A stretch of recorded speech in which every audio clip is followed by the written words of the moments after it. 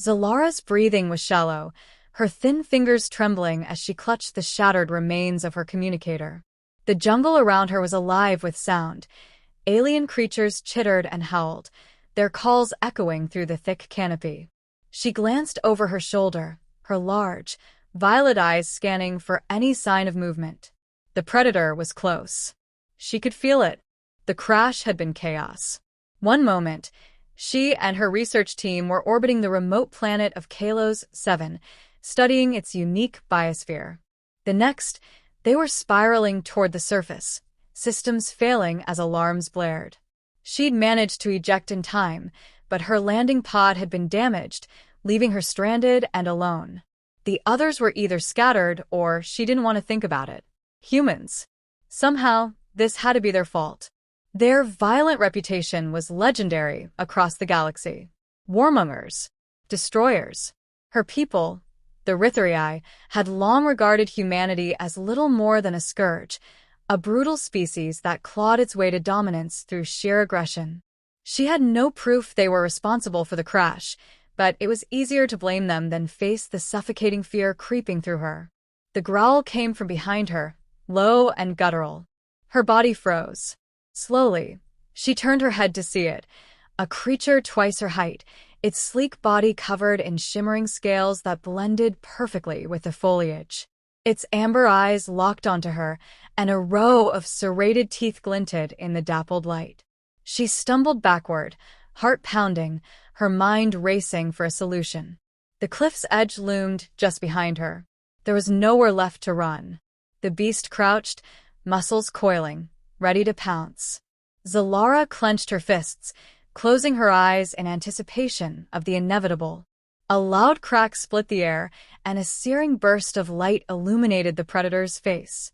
The creature reeled back, snarling in pain and confusion, before retreating into the shadows. She opened her eyes in disbelief. Standing a few feet away was a human. He was tall and broad, his clothes battered and stained, his face marked with scrapes and exhaustion. In his hand, he held a smoking flare gun. He glanced at her briefly, his expression unreadable, before turning his attention to the jungle, scanning for other threats. "You all right?" he asked, his voice steady but clipped. Xylara's mouth opened, but no words came out.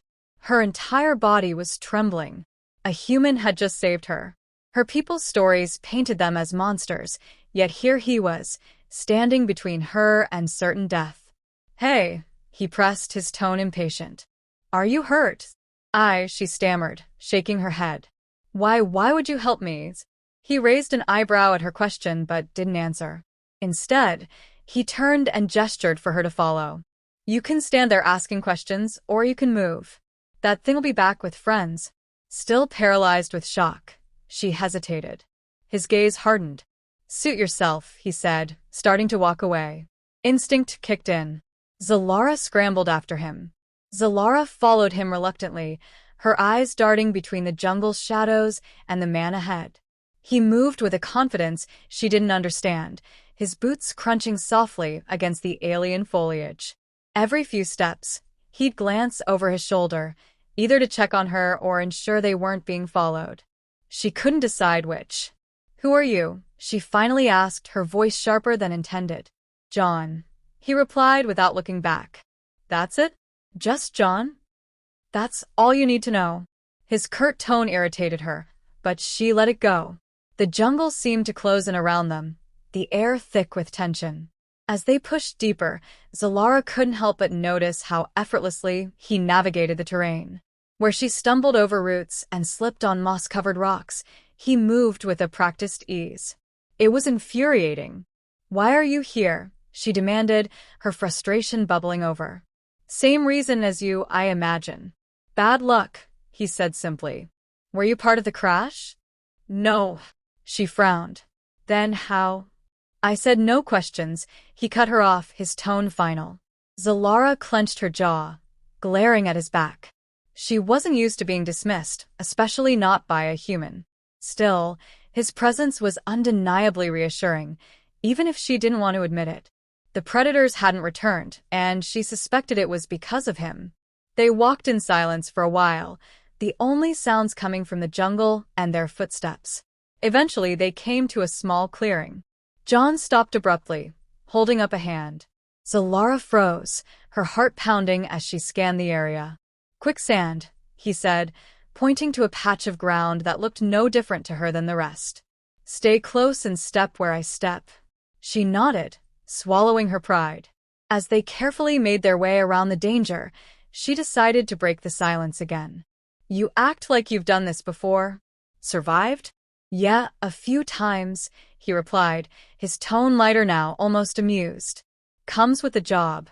"And what job is that?" "Scavenger." Xylara's brow furrowed. "You mean a thief?" John stopped and turned to face her, his expression unreadable. "Call it what you want. It keeps me alive." She held his gaze, unwilling to back down. "Is that why you saved me? To use me for something?" He sighed, rubbing the back of his neck. "If I wanted to hurt you, I'd have left you for the predator. Think about it." Her cheeks flushed with embarrassment, but she refused to let it show. "Fine," she muttered. "But I don't trust you." "Noted," he said, turning back toward the path. They continued onward, encountering more hazards along the way. Toxic plants with barbed tendrils, swarms of biting insects, and strange, skittering creatures that watched them from the shadows. Each time, John handled the situation with calm efficiency, his actions a stark contrast to the violent image she had of humans. By the time they reached a small ridge overlooking a valley, Xylara's legs were trembling from exhaustion. John offered her a canteen of water, without a word. She hesitated before accepting it, her fingers brushing against his as she took it. "Thank you," she said quietly, the words tasting unfamiliar. He nodded but didn't respond. As they sat in silence, she found herself studying him. The lines on his face spoke of hardship, but there was no malice in his eyes. He wasn't what she expected, not at all. For the first time, a small seed of doubt crept into her mind. Maybe humans weren't the monsters she'd been taught to fear. Xylara's breathing was shallow, in the way of comfort, her thin fingers trembling as she clutched the shattered remains of her cold stone wall. The jungle around her was alive with sound. She watched John as he unpacked his bag, their calls echoing through the thick and purposeful. She glanced out over her shoulder, pressing a button that emitted a soft scanning for any sign of movement. He explained without looking at her. "It'll alert us if anything gets too close." Chaos. She nodded. One moment, though she doubted, and her research team were orbiting the remote planet of Kalos. Her mind was still racing, studying its replaying the events of the day. She hated to admit they were spiraling toward the surface. She wouldn't have made it this far. As alarms blared. "You're different," she said. She'd managed to eject the words slipping out, but her landing pod had been damaged. He paused, leaving her stranded and alone. "Different how? The others were either scattered not like or she didn't want to think about it. The ones about humans. Somehow, he let out a dry chuckle. Had to be their fault. Sitting down across from her. Their violent reputation was legendary. Bloodthirsty savages, right? Warmongers. Always looking for a fight. Destroyers. Her silence, her people, was answer enough. The Rytharii, not the first time I've heard humanity as little more than a scourge, leaning back against the cave wall. A brutal species that clawed its way to entirely wrong through sheer aggression. Humans can be messy. She had no proof they were responsible for the crash. She frowned, but it was easier to blame them than getting the better of her. Fear creeping then why are the stories the growl came from behind her? Probably because we're good at surviving. Her body froze. When the universe throws something at us, she turned her head to see it. Hard. A creature doesn't always look pretty from the outside. Its sleek body covered in shimmering scales that blended her gaze drifting to the flickering shadows on the cave wall. Its amber eyes locked onto her. But why did you save me? And a row of serrated teeth glinted in the dappled light. Didn't see a reason to. She stumbled backward. You needed help. Heart pounding. That's it. Her mind racing for a solution. Disbelief coloring her tone. The cliff's edge loomed just behind her. He said simply. There was nowhere left to run. His answer unsettled her. The beast crouched among her people, muscles coiling. Acts of kindness were often transactional. Xylara clenched her fists. No one did something for closing her eyes in anticipation of the inevitable. Risking his life for someone he barely knew. Split the air without asking for anything in return. Illuminated the predator's stretched between them until John reeled back again, snarling in pain and confusion. Why were you here in the first place? Retreating into the shadows. I'm a researcher. She opened her eyes in disbelief. My team was studying a few feet away was a human. We thought it would be a tall and broad. Guess it didn't go battered and stained. He said, his face marked with scrapes and exhaustion. No, she admitted. In his hand, and now they're gone. He held a smoking flare gun. John's glanced at her briefly, and for a moment, unreadable. She thought she saw before turning his attention to the jungle.